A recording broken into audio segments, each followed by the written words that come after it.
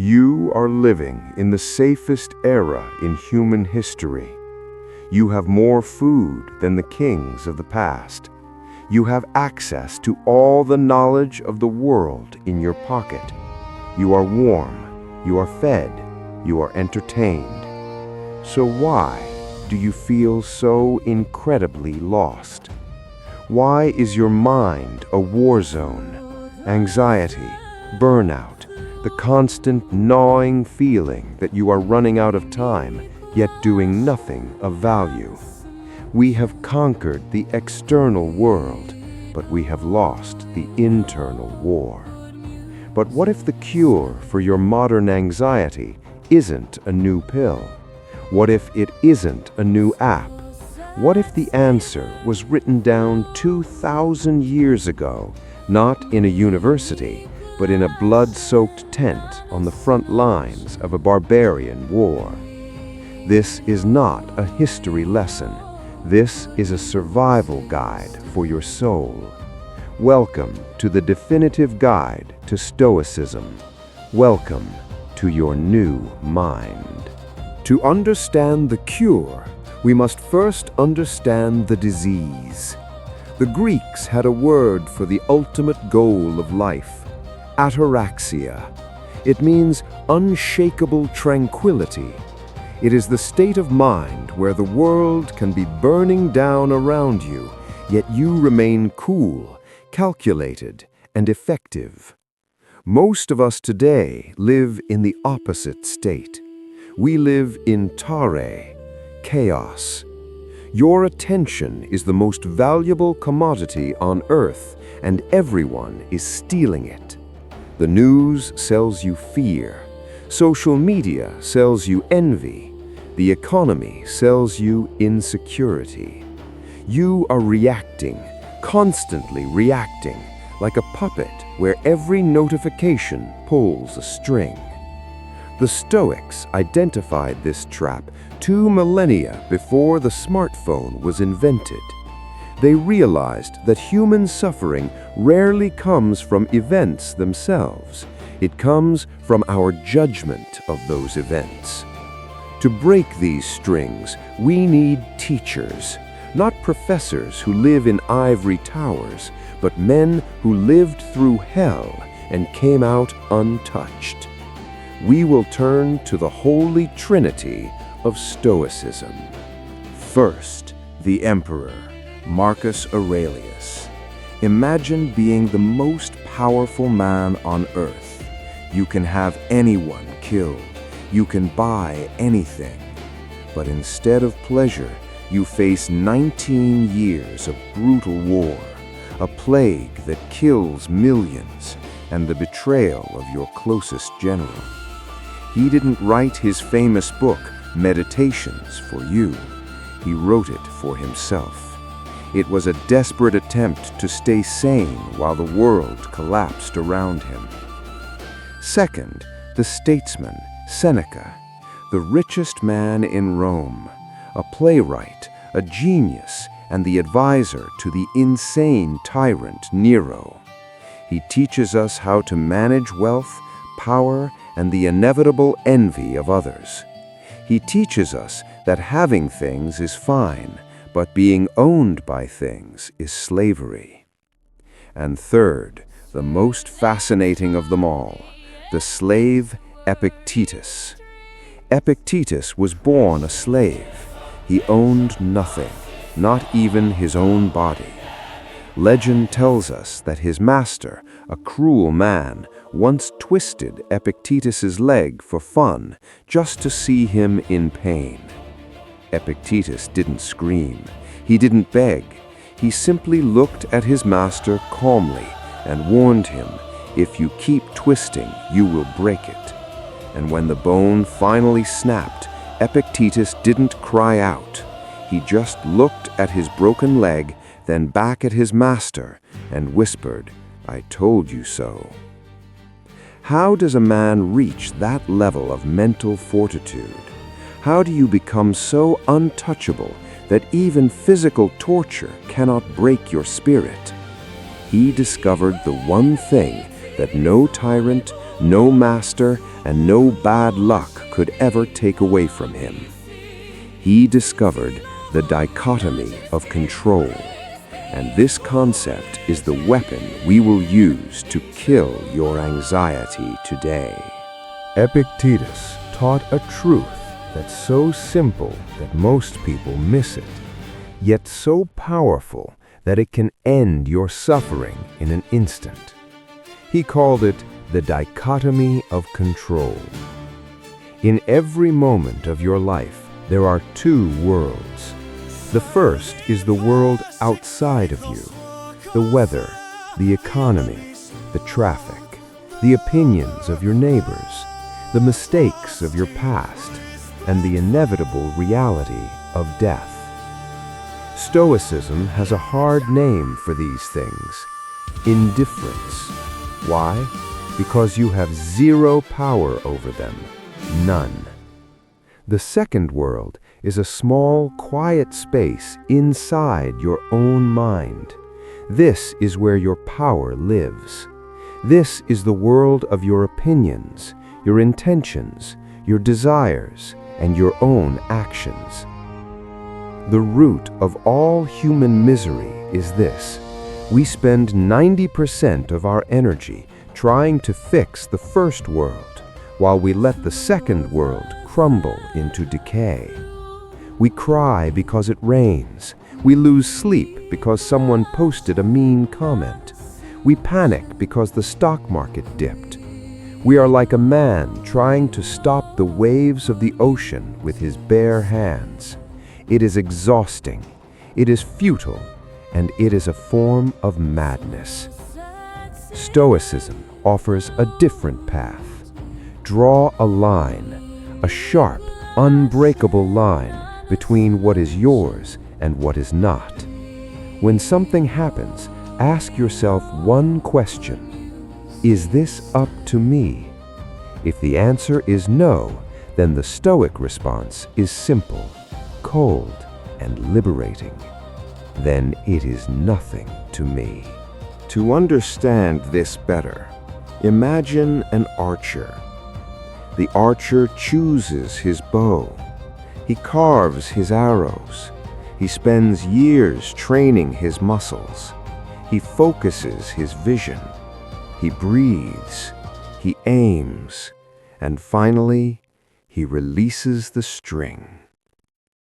Up until the moment the arrow leaves his fingers, the archer is in control. But the moment that arrow is in the air, his control vanishes. A sudden gust of wind can blow it off course. The target might move. A bird might fly in its path. A modern man judges himself by whether he hits the bullseye. If he misses, he feels like a failure. He feels angry. He feels broken. But the Stoic archer, he judges himself by how well he prepared, how deeply he focused, and how perfectly he released the string. If the wind blows the arrow away, he is at peace. Why? Because hitting the target was never entirely up to him. Providing the best shot was. Success is not the trophy. Success is the effort. Once you internalize this, you become invincible, because you can no longer fail at things outside your control. You can only fail your own character. But the Stoics didn't stop at just accepting what they couldn't control. They went a step further. They practiced amor fati, the love of fate. Most people treat a problem like a wall. They hit it and they stop. The Stoic treats a problem like fuel. Think of a great fire. When you throw a bucket of water on a small flame, it goes out. But when you throw that same water onto a massive, raging inferno, the fire consumes the water, grows hotter, and burns even brighter. Every obstacle in your life is meant to be the fuel for your character. Did you lose your job? Good. Now you have the fuel to reinvent yourself. Did someone betray you? Good. Now you have the fuel to practice forgiveness and self-reliance. Are you facing a physical illness? Good. Now you have the fuel to prove that your mind is stronger than your flesh. Marcus Aurelius wrote, "The impediment to action advances action. What stands in the way becomes the way." This is the secret of the inner citadel. You don't wish for the world to be easy. You wish for your mind to be a fortress that can turn any disaster into a victory. But there is one final wall that every human must face, the ultimate obstacle that no one can avoid. The Stoics called it the Great Leveler. And in the next chapter, we will learn why the most terrifying thought you can have is actually the key to your absolute freedom. There is a phrase the Stoics whispered to themselves every single day. A phrase that sounds terrifying to the modern ear, but to them, it was the ultimate key to freedom. Memento mori. Remember that you must die.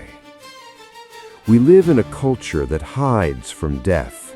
We push it into dark corners, into hospitals, into silent cemeteries. We pretend we have forever. And because we think we have forever, we waste our lives on trivialities. We hold grudges. We worry about what strangers think. We delay our happiness until someday. But the Stoic pulls the curtain back.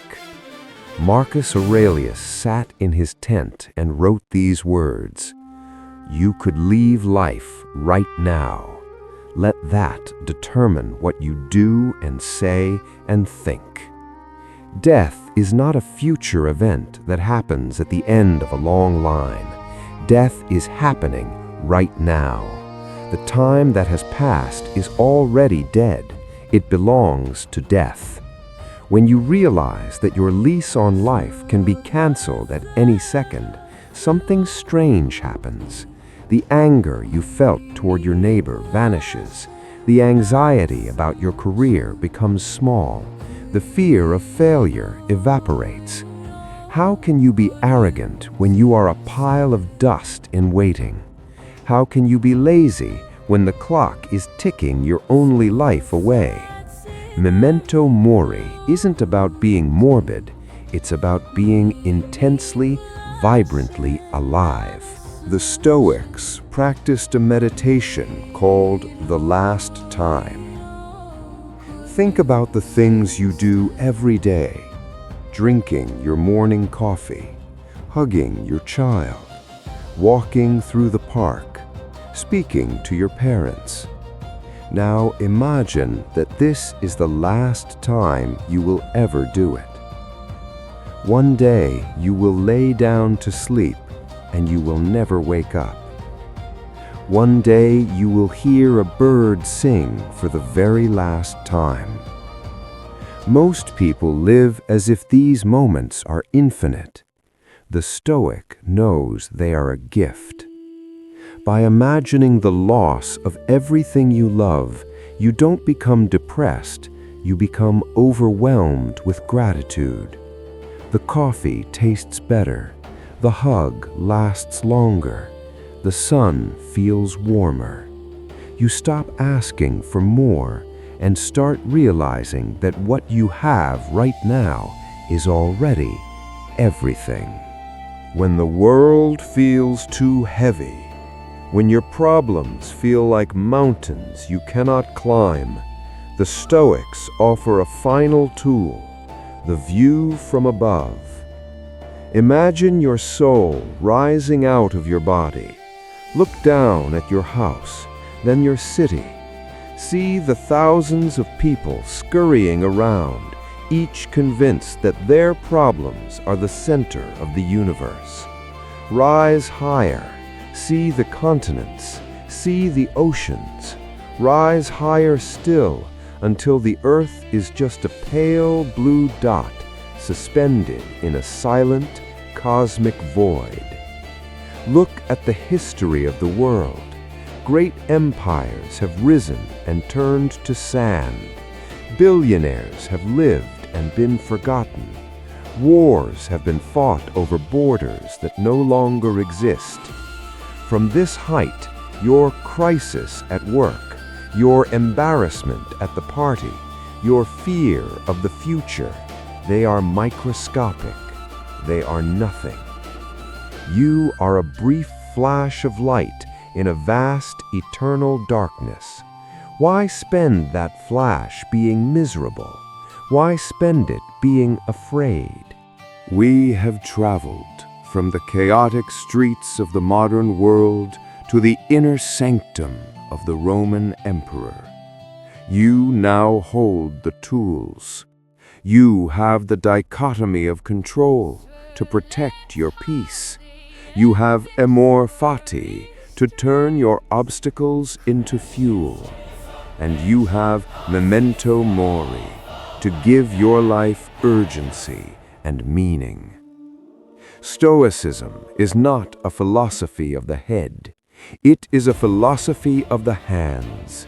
It is about what you do when you close this video. The world will continue to be chaotic. People will still be unkind. Fate will still be unpredictable. But you are no longer a puppet. You have built your inner citadel. And as Marcus Aurelius once said, the mind that is free from passion is a very citadel, for a man has no fortress more terrible to which he can fly for refuge and be henceforth impregnable. Go out into the storm, not as a victim, but as a master. The storm hasn't changed, but you have. A Stoic does not stumble into the day. A Stoic prepares for it like a general preparing for a campaign. Marcus Aurelius, despite being the emperor, struggled to get out of bed just like you do. He wrote to himself, "At dawn, when you have trouble getting out of bed, tell yourself, I have to go to work as a human being." But he didn't stop at just waking up. He practiced what is called premeditation malorum, the premeditation of evils. Before you check your emails, before you look at your phone, sit in the silence of the morning. Remind yourself, today I will meet ungrateful people. I will meet arrogant people. I will meet liars, envious people, and loners. They are like this because they cannot tell good from evil. By anticipating the chaos, you take away its power to surprise you. If you expect the world to be perfect, every minor delay will feel like a catastrophe. But if you expect the storm, you are the only person holding an umbrella when the clouds break. Preparation is the foundation of tranquility. We are caught in a never-ending cycle of next promotion, next car, next relationship, next vacation. We believe that happiness is a destination we haven't reached yet. The Stoics called this a fever of the soul. Seneca once said, "It is not the man who has too little, but the man who craves more, who is poor." True wealth is the ability to look at what you already own and realize that if it were all taken away tomorrow, you would still be whole. Try this exercise. Look at your home, your family, your health. Instead of thinking, "I want this new thing," imagine that you have lost everything you currently possess. Imagine the silence in your house without your loved ones. Imagine the darkness if you lost your sight. Now look back at your life. Suddenly, you aren't looking for more. you are looking at a miracle. The Stoic doesn't find joy in acquiring things. They find joy in the deep appreciation of what is already there. One of the greatest leaks of mental energy is other people. We get angry at the driver who cuts us off. We get hurt by the friend who forgets our birthday. We feel small when a stranger judges us. But remember the dichotomy of control. Other people's opinions are not your property.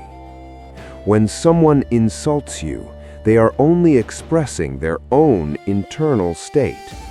If someone calls you a dog, do you grow a tail and start barking? No, you remain a human. The insult only has power if you buy into it. As Epictetus said, if someone succeeds in provoking you, realize that your mind is complicit in the provocation. The next time someone is rude to you, try the Stoic silence. Don't fight back. Don't defend yourself. Look at them with compassion, as you would look at a person suffering from a fever. Their rudeness is their sickness, not yours. Your only job is to remain a person of character, to be the rock that the waves crash against, but never move. Stoicism is not a philosophy of the couch. It is a philosophy of the gym. If you live in constant comfort, you become fragile. You become a slave to your own luxuries. What happens when the heater breaks? What happens when the internet goes down? What happens when you have to eat a meal you don't like? For most people, these are disasters. For a Stoic, they are opportunities. Seneca recommended that we set aside a few days every month to practice poverty. Eat the cheapest food, wear your oldest clothes, sleep on the floor. While doing this, ask yourself, is this the condition I so feared? By voluntarily choosing discomfort, you destroy the fear of it. Take the cold shower, walk in the rain without an umbrella, skip a meal when you are hungry. You are telling your body, I am the master here, not you. When you realize that you can survive on very little, you become truly free, because no one can threaten you with a loss that you have already practiced. At the end of the day, as the world grows quiet, the Stoic holds a private court. They don't judge themselves with cruelty, but with the honesty of a friend. Seneca would ask himself, what bad habit did I resist today? What part of me is better than it was this morning? Where did I lose my temper, and how can I avoid it tomorrow? This is not about guilt, it is about awareness. You are a work in progress, a rough piece of marble being carved into a statue. Each day is a stroke of the chisel. Do not sleep until you have accounted for your soul. The battle for your mind is fought in the small, boring moments of every day. It is fought when you choose not to complain. It is fought when you choose to be kind when you are tired. And it is fought when you realize that the only thing that truly matters is the person you are becoming. Stoicism is often misunderstood as a philosophy of not caring. But the Stoics cared deeply. They just cared about the right things. To navigate the chaos of life, they didn't rely on luck or feelings. They relied on 4 pillars, 4 cardinal virtues that acted as a compass in the darkest storms. If you lack these 4, no amount of mental tricks will save you.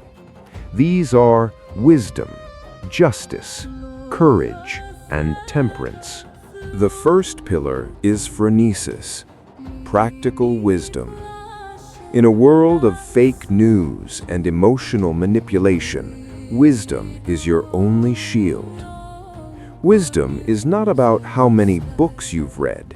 It is the ability to look at a situation and see it exactly as it is, without the fog of your emotions.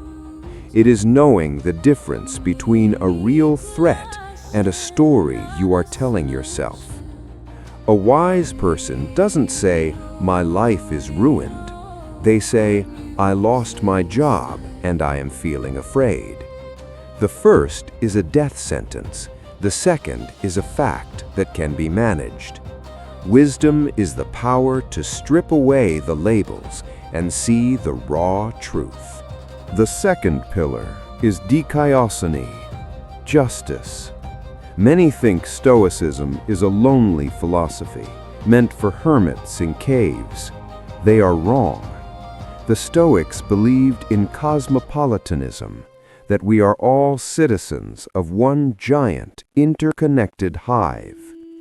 Justice, to a Stoic, means doing the right thing for the community, even when no one is watching, and even when it costs you.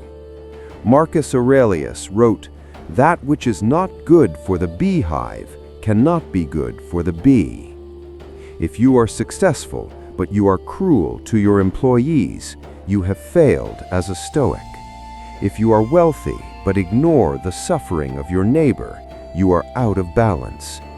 Stoic justice is the realization that your soul is tied to the souls of everyone around you. The third pillar is Andrea, courage. But not just the courage of the soldier charging into battle. The Stoics valued a much harder kind of courage. The courage to face yourself. The courage to tell the truth when a lie be easier. The courage to stand by your principles when everyone else is following the crowd. And perhaps the greatest courage of all, the courage to endure misfortune without complaining. Courage is not the absence of fear. It is the cold, calculated decision that something else is more important than your fear. It is the invictus spirit that says, "You can break my body, you can take my money, but you cannot bend my will." The fourth pillar is sophrosine, temperance or self-mastery. We live in an age of excess. We are told to eat more, buy more, scroll more, and want more. Temperance is the ability to say enough. It is the discipline to choose what is right over what is easy. It is the power to be in a room full of temptation and remain untouched.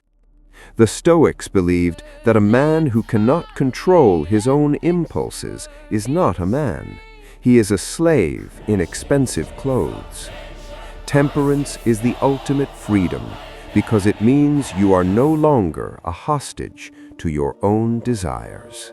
To see these four pillars in action, we must look at the year 165 AD. A terrifying plague brought back from soldiers from the east began to tear through the Roman Empire. It was called the Antonine Plague. People were dying in the streets. The economy collapsed. The army was decimated. Marcus Aurelius, the emperor, was at the center of it all. He didn't run away to a safe villa in the country. He stayed in Rome. He used wisdom to listen to the doctors of his time, like Galen. He used justice to ensure the poor were buried with dignity at the state's expense. He used temperance to sell off his own palace treasures, his gold, his crystals, his silk robes, to fund the war and the relief efforts, rather than raising taxes on his suffering people. And he used courage to walk among the sick every day, knowing he could be the next to die. During this nightmare, he sat down and wrote, "It is possible to be happy, even in a palace. It is possible to be a good man, even in the middle of a plague. He didn't complain about the modern chaos of his time. He didn't blame the gods. He simply stood like a rock while the ocean of death crashed against him. He proved that Stoicism isn't something you talk about in a classroom. It is something you live when the world is falling apart. But how do you keep this fire burning when you are tired? How do you remain a Stoic when your own body begins to fail you? In the next chapter, we will look at the final letters of Seneca and the shocking way he met his end. To talk about Stoicism without talking about the death of Seneca is to leave the sword out of the scabbard. Seneca was a man of contradictions. He was the wealthiest man in Rome, yet he preached simplicity. He was a philosopher of peace, yet he served as the advisor to one of the most bloodthirsty tyrants in history, Nero. For years, Seneca tried to guide the young emperor. He tried to instill wisdom into a mind consumed by ego and madness. But you cannot teach a man who thinks he is a god.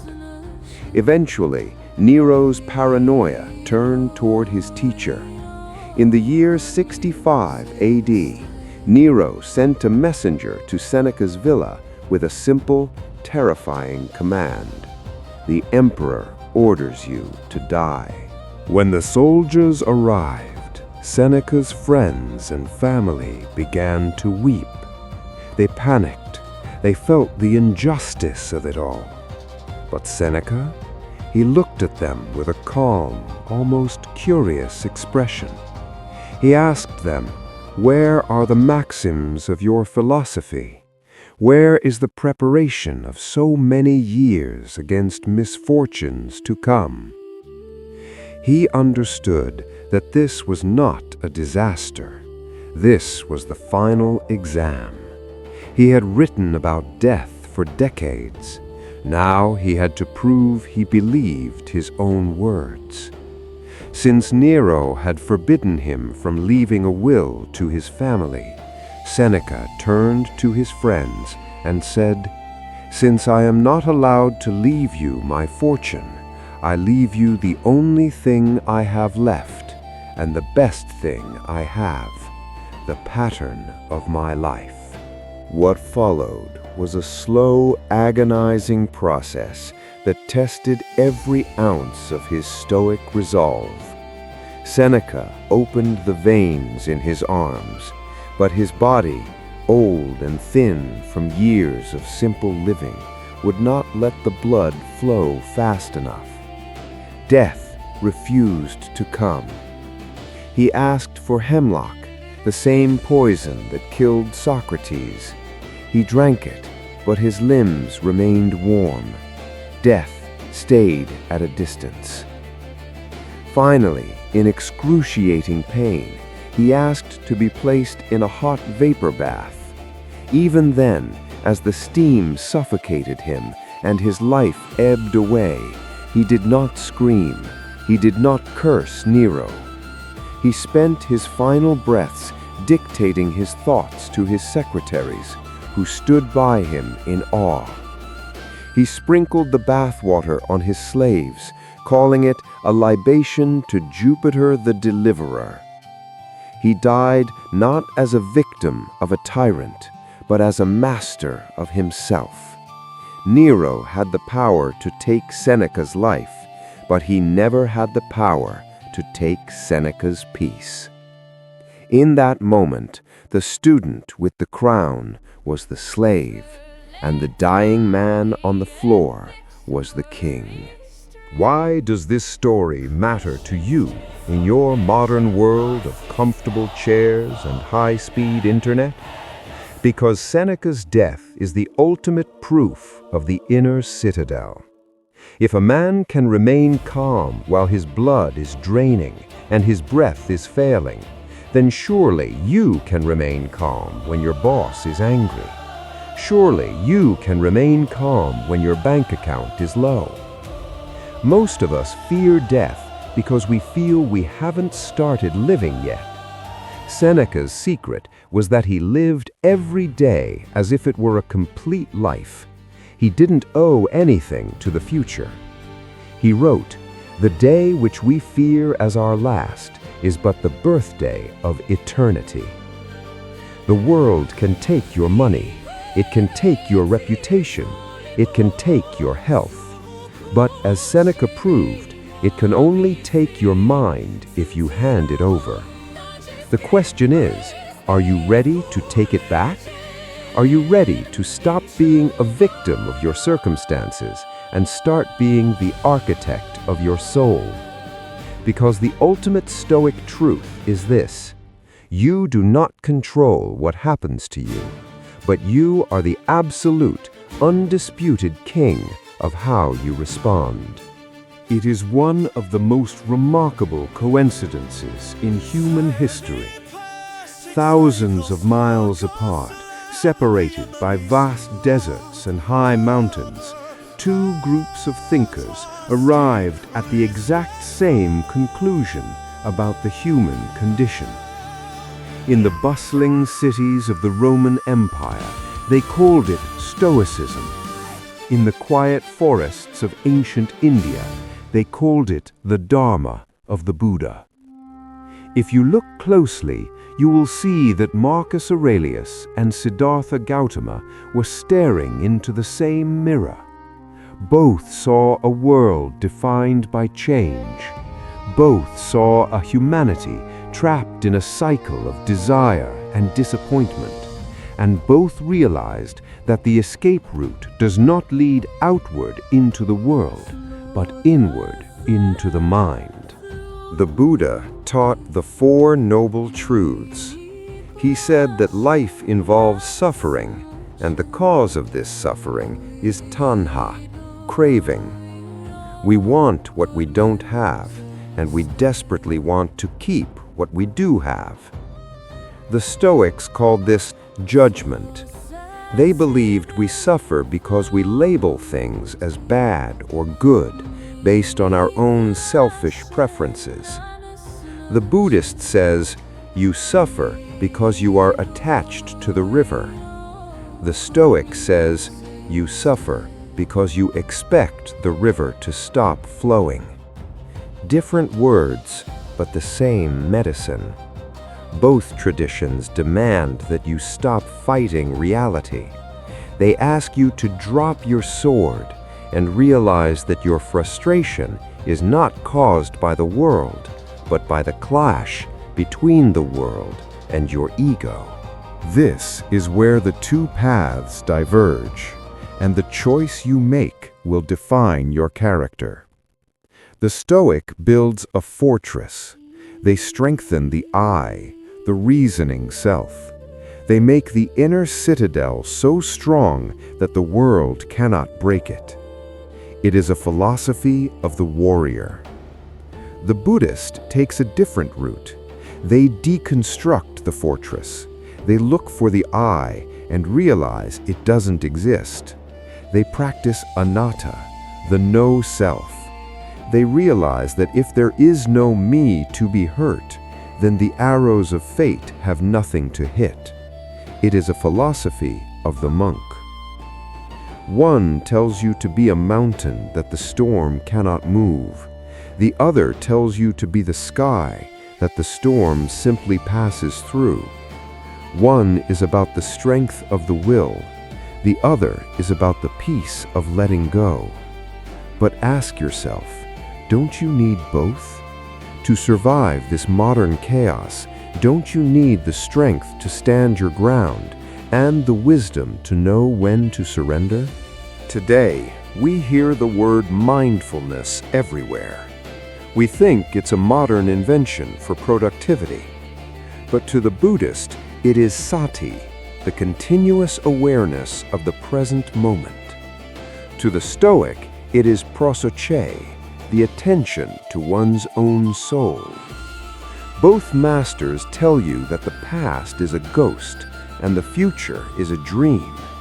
The only place where you have power is the tiny sliver of time called now.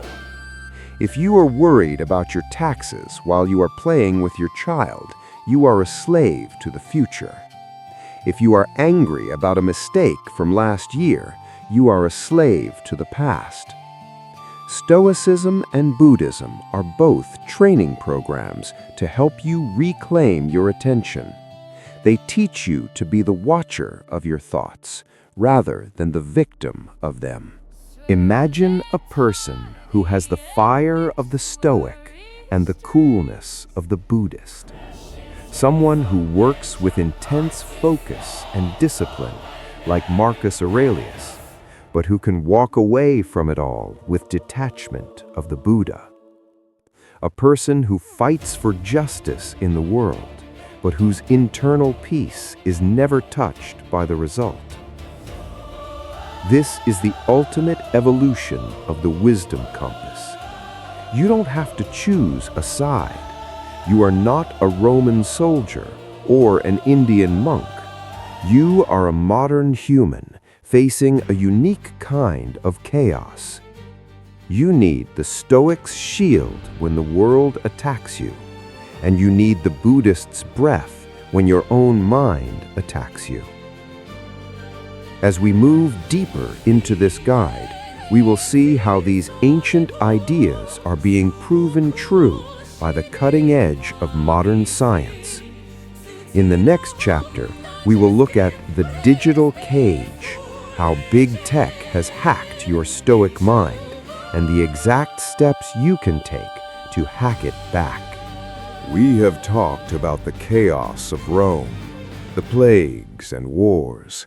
But today, you are facing a ghost that Marcus Aurelius could never have imagined. A ghost that lives in your pocket, glows with blue light, and knows your weaknesses better than you do. Your smartphone is not a tool. For most of us, it has become a slot machine. Every time you pull to refresh, every time you wait for a like, every time you scroll through a short-form video, you are gambling with your dopamine. The brightest minds in the world, sitting in Silicon Valley, are paid millions of dollars to do one thing: to break your inner citadel. They have hacked the human brain. They have turned your ancient need for social connection into a digital prison of envy, outrage, and distraction. How would a Stoic survive in the age of the algorithm? Epictetus said, "If you hand over your body to any person who happened to meet you on the way, you would certainly be angry. And yet, you hand over your mind to any person who happens to meet you off the internet to let them abuse and revile you? We guard our homes with locks. We guard our bank accounts with passwords. But we leave the doors to our minds wide open for every advertisement, every toxic tweet, and every useless headline to walk right in." A Stoic practice for the digital age starts with a simple realization: your attention is your life. If you lose control of your attention, you lose control of your character. To reclaim your mind, you must build a digital firewall. You must apply the dichotomy of control to your screen. The algorithm is not in your control. The notifications sent by billionaires are not in your control. But the movement of your thumb, that is entirely up to you. The algorithm thrives on reaction. It wants you angry. It wants you scared. It wants you jealous. Because an emotional user is an engaged user.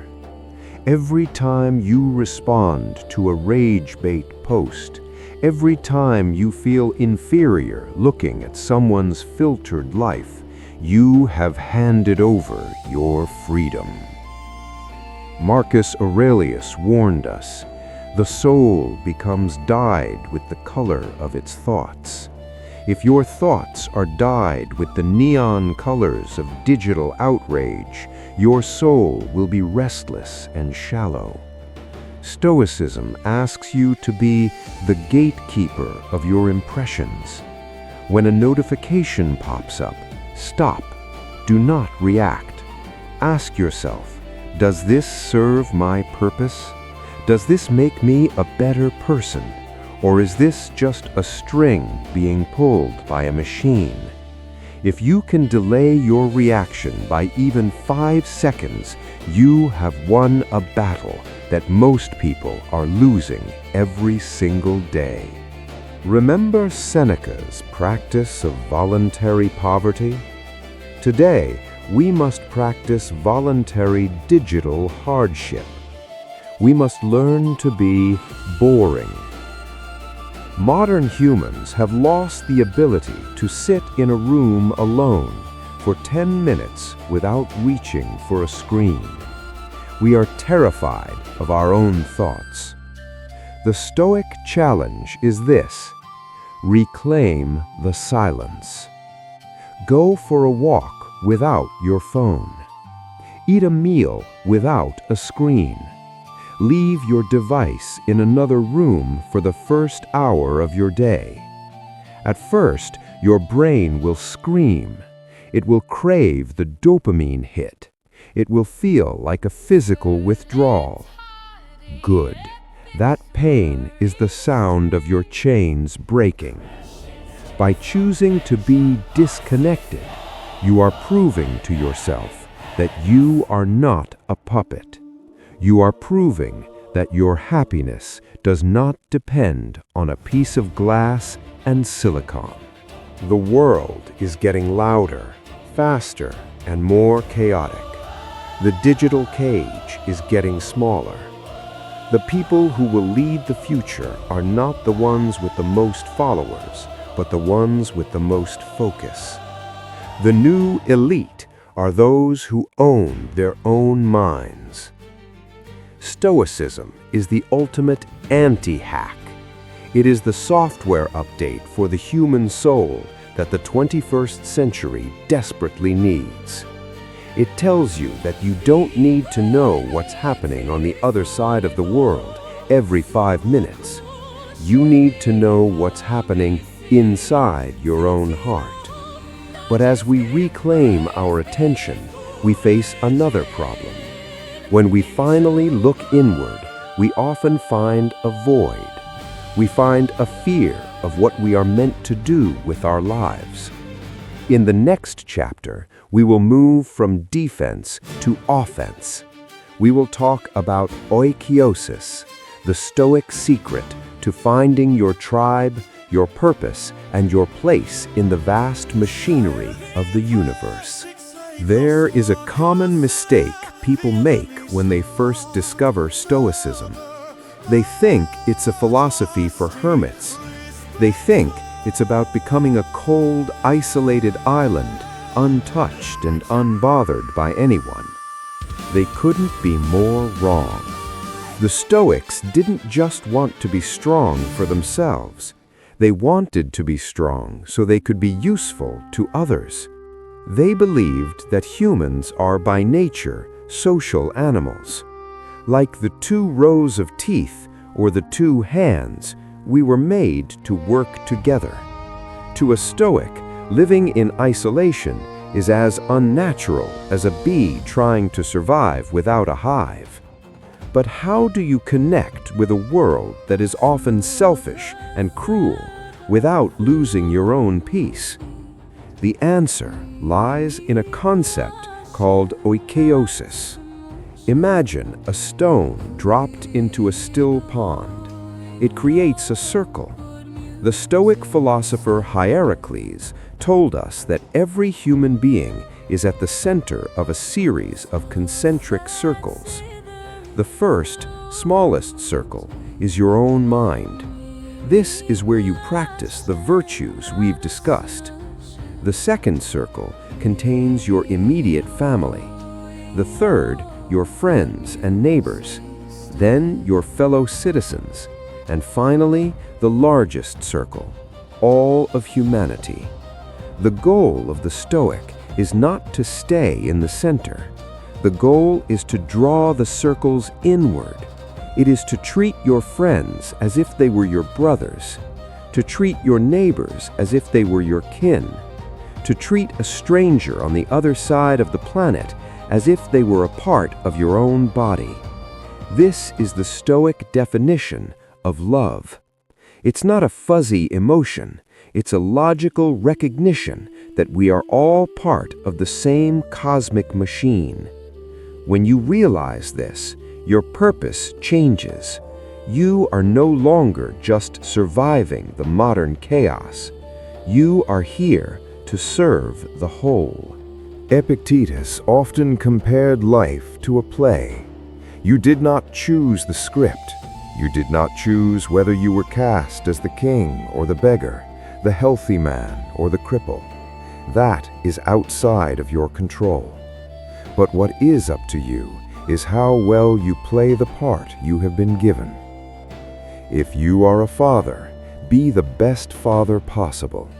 If you are a janitor, clean with the soul of a master. If you are a leader, lead with justice. Your purpose isn't some distant dream you have to find. Your purpose is right in front of you, in the duties you have to the people around you right now. The Stoic doesn't ask, what is the meaning of life? The Stoic answers life by doing their duty with excellence, regardless of whether they are famous or forgotten. This is the hardest part of the Stoic social contract. You must help others, you must love others, and you must work for the common good, but you must do it without being destroyed when they fail you.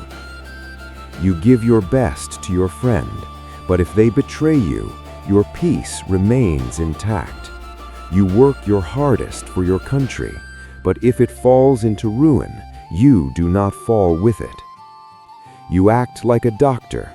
A doctor does everything in their power to save the patient. They stay up all night. They use every ounce of their skill. But if the patient dies, the doctor does not lose their sanity. They accept the outcome because they know the outcome was never entirely in their hands. This is detached engagement. It is the ability to care deeply about the world while remaining spiritually free from it. As we reach the higher levels of Stoic practice, we arrive at a state called apatheia. This isn't apathy as we know it today. It isn't being bored or indifferent. It is the state of being free from irrational passions. It is a mind so clear and so steady that no anger, no lust, and no paralyzing fear can take root. Think of a deep ocean. On the surface, there may be a hurricane. The waves may be 50 feet high. There is noise and destruction. But if you go down just a few hundred feet, there is absolute silence. The water is still. The chaos above does not exist down here. That is the goal of this 20,000-word journey, to build a life that is so deep that the storms of the modern world can only touch the surface. You have learned the defense. You have learned the offense. You have learned how to connect with the world. But there is one final mystery we must face. What happens when we fail? What happens when the Stoic falls? In the next chapter, we will talk about the art of the fresh start and how to forgive yourself in a way that Marcus Aurelius would approve. We have explored the heights of Stoic wisdom. We have talked about the inner citadel, the 4 virtues, and the mastery of the mind. And right now, you might be feeling a dangerous kind of pressure. You might think that to be a Stoic, you must be a saint. You think that if you lose your temper just once, or if you check your phone in a moment of weakness, you have failed. You think the fortress has crumbled. This is the perfectionist's trap. Most people, when they slip up, they decide to fall all the way. They think, I already broke my diet with one cookie, so I might as well eat the whole box. The Stoics had a different view. They knew that you are not a statue. You are a human being, and human beings are, by definition, works in progress. Marcus Aurelius, the leader of the Western world, struggled with this too. He didn't always wake up with a smile. He didn't always stay calm in meetings. He wrote a note to himself that every modern person needs to memorize. When you are forced by circumstances to be disturbed, quickly return to yourself. Do not stay out of rhythm for longer than necessary. You will become a master of the harmony by continually returning to it. Notice, he didn't say, never get disturbed. He said, return quickly. Stoicism is not the absence of failure. It is the speed of your recovery. A professional athlete doesn't win because they never make a mistake. They win because they forget the mistake the moment it happens and focus on the next play. Your life is the same. The moment you realize you have lost your Stoic path, you are already back on it. The realization is the return. We are often our harshest masters. We carry around a whip made of regret, striking ourselves for things we said years ago or mistakes we made yesterday. But ask yourself, is this useful? Does your shame make the world a better place? Does your self-hatred help you practice justice or courage? The answer is no. Shame is a form of ego. It is you being obsessed with your own image. A true Stoic practices self-compassion, but not the soft, modern kind. It is a practical compassion. You forgive yourself because you don't have time to waste on guilt.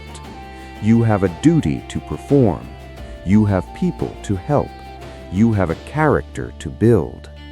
Every minute you spend crying over spilled milk is a minute you aren't cleaning it up. Acknowledge the error, learn the lesson, and then bury the corpse of the mistake. It no longer exists. The beautiful thing about the Stoic life is that it offers you a fresh start every single second. You don't need to wait for Monday. You don't need to wait for the new year. You can decide to be a person of character right now, in the middle of this sentence, in the next breath. If you have been lazy for 10 years, that belongs to the past. And the past, as we learned, is an indifferent. It is outside your control. What is in your control is the very next choice you make. Will you choose to listen with focus?